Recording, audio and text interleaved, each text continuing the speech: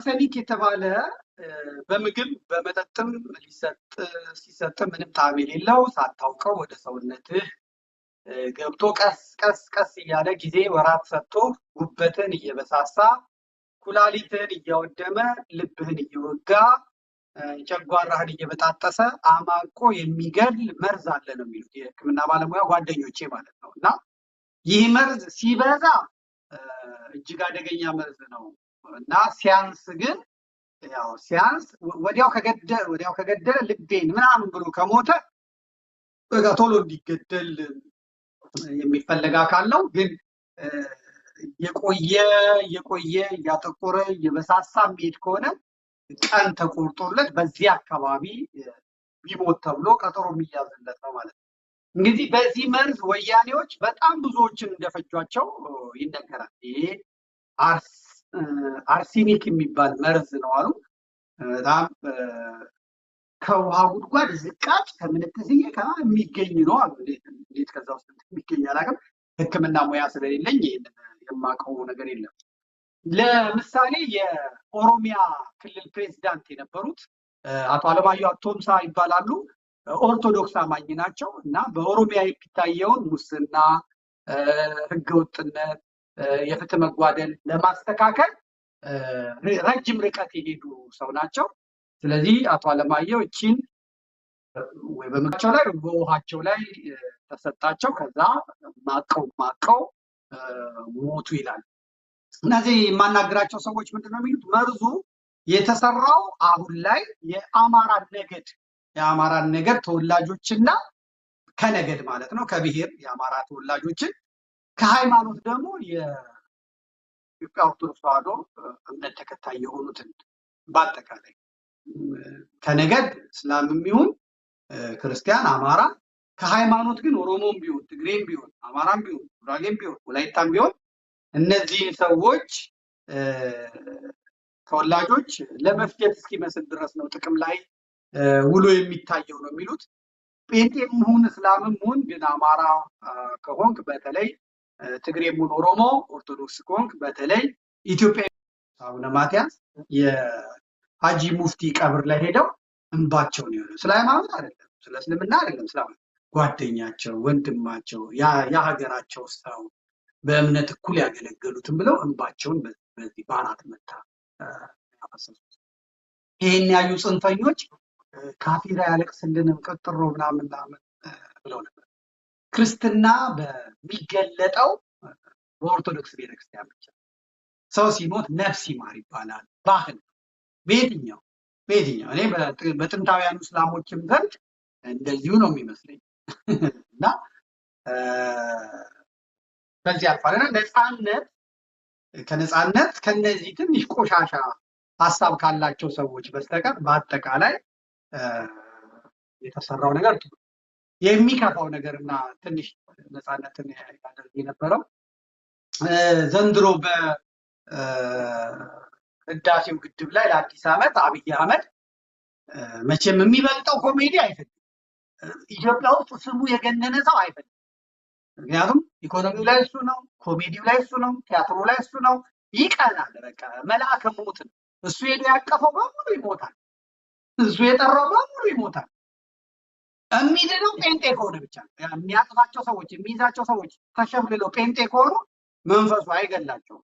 ኦርቶዶክሳውያን ከሆኑ ምናምን ነፃነት ከዛ አይን ውስጥ ገባ፣ አፍ ውስጥ ገባ።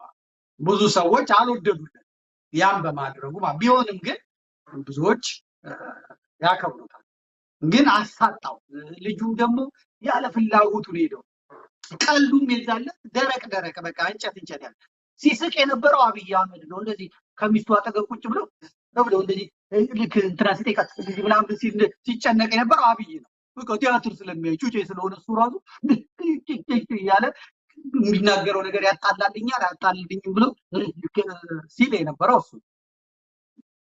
አሁን ግን ነፃነት ሲሞት አበባ እንኳን አላከም። ጠቅላይ አብይ አህመድ አበባ አላከም። ዳንኤል ክብረትን አላከው። ለደበበ እሸቱ ሲያንጋጋ የነበረው አላው እንትናን የቀበረው ህዝብ ነው፣ ሀገር ነው የቀበረው፣ ባለሙያዎች ናቸው የቀበሩት። አብይ አህመድ ነካው። ጥምቀት በዚህ ላይ እጣን ሊጨስበት ነው። በዚህ ላይ ደግሞ ነፃነት ከዛ ነፃነት ሊባልበት ሁለቱንም የማልሰማበት ሊሄድ ብሎ ወንዝ ለወንዝ ጋራ ለጋራ ያው ሸንተረር ለሸንተረር ሲዞር ዋለ ማለት። በቀደም ዕለት የቅድስት ሥላሴ ካቴድራል እንመጣበታለን በአይሾ ስፒድ ጊዜ። ከዛ በኋላ የእስራኤል ባንዲራ ነበር የተሰቀለባት። ግን ነፃነት ዛሬ ሲባል የኢትዮጵያ ባንዲራ ነው የተሰቀለው። 60,000 ሰዎች ነበሩ ሲመለከቱት የነበረው ማለት ነው። ይሄንን እንነጋገርበታለን ለምን እንደሆነ ሀሳብ ሰጥቼ አልፋለሁ። የራሴ ምልከታ ነው ሀሳብ ሰጥቼ አልፋለሁ። በቀደሙን ፕሮዲውሰራችን ተካ ብታደርግልኝ ጥሩ ነው። የእስራኤሉን የቅድስት ሥላሴ ካቴድራል የእስራኤል ባንዲራ ሰማያዊና ነጭ የሆነበትን እንመለከታለን። ይሄ የቅድስት ሥላሴ ካቴድራል ነው። የጥር ሥላሴ ሲከበር ነው። ስለዚህ መድረኩን ዲኮር ያደረጉት ሰዎች በእስራኤል ባንዲራ ነው የተደረገው። እስራኤል በጣም አሁን በሥላሴም አታምንም። እስራኤል በአብ ወልድ መንፈስ ቅዱስም አታምንም። እሷ አንድ አምላክ ብቻ ብላ ነው የምታየው። ቅዳሴውም ማሌቱም ምንም አያገባትም። ግን በኢትዮጵያ ምድር ላይ በኢትዮጵያ ቤተክርስቲያን ላይ መሆን ያለበት የኢትዮጵያ ባንዲራ። ኤርትራ ስትሄዱ የኤርትራ ነው፣ ኬንያ ስትሄዱ የኬንያ፣ አሜሪካ ስትሄዱ የአሜሪካ ነው፣ ጀርመን ስትመጡ የጀርመን።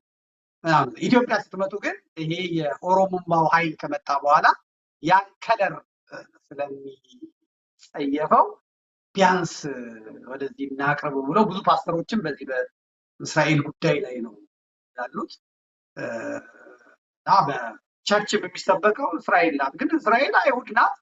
ለፕሮቴስታንቱ ምን እንደሆነች አላውቅም። ራባይ የሆኑ ሰዎች መጥተው የእስራኤል ፓስተሮችን ያው እንደምታዩት ሲድሩ ሲመርቁ እናያቸዋለን።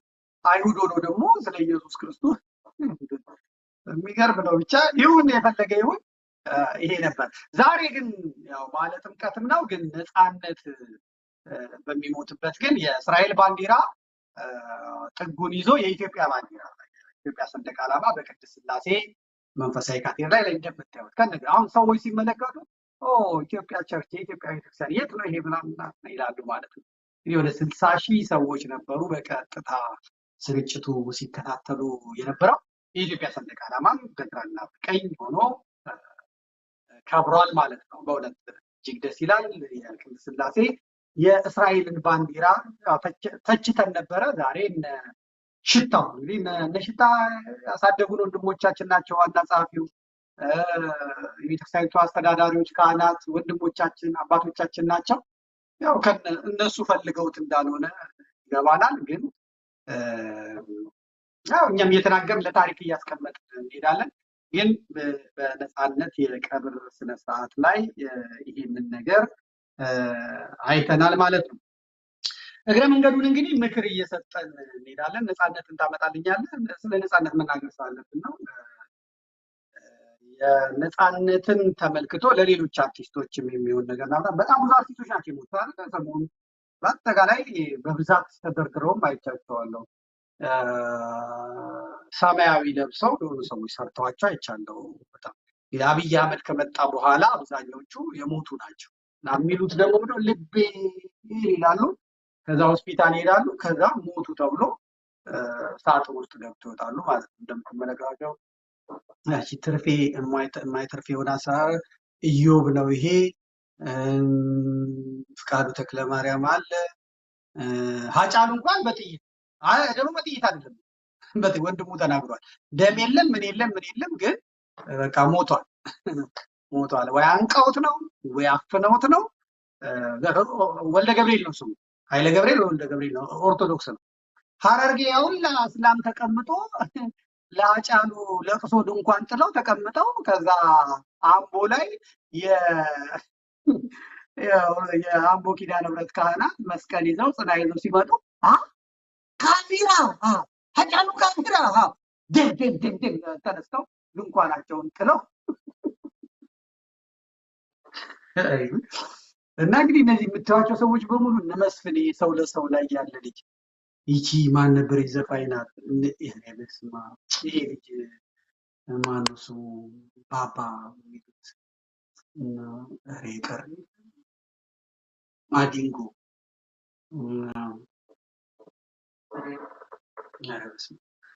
ገነነ መኩሪያ ታውቁታላችሁ? ኢትዮጵያ የሆነ ገነነ መኩሪያ ወንደሰን አውራሪስ የሚባለው ባለፈው ነው። ዳዊት መነጽር ያደረገው ትግሬ ነው። ከአጫሉ አጠገብ ያለው ትግሬ ነው። ታምራት ደስታ እዛ ጋር አለ። አጫሉ አጠገብ ያለው ዳዊት ነው። ዳዊት እንግዲህ የኢትዮጵያን ሰንደቅ ዓላማ የሚለብስ ነው። በጁንታው ጦርነት ጊዜ እኔ ኢትዮጵያዊ ነኝ፣ የዘር ውስጥ አልገባም፣ በቃ እኔ ትግሬ ብሔሬ ትግሬ ነው ግን ኢትዮጵያዊ ነኝ በቃ ብሎ ዳር ቆሞ ነበር። ከዛ ደረቴን አለ፣ በእግሩ ሆስፒታል ሄደ። ከዛ ያው ሞተ ማለት ነው። እና በጣም ብዙዎቹ ሰዎች በዚህ መልኩ ነው የጸዱት። ስለዚህ ለአርቲስቶች ትንሽ ምክር ቢጤ ሰጥተን እናልፋለን ማለት ነው። ምክንያቱም ይሄ መሰማት ከሆነ ማለት ነው። እንግዲህ እኔ ያው ዘመደ ብዙ ነኝ፣ ብዙ ሰዎችን አገኛለሁ፣ ብዙ ሰዎችንም አውቃለሁ እና አነጋግሬያቸው ነበረ። ያሉኝን ለእናንተ ማንበብ ለማትወዱ ሰዎች በጽሁፍ ደግሞ ትንሽ እሰጣችኋለሁ ማለት ነው።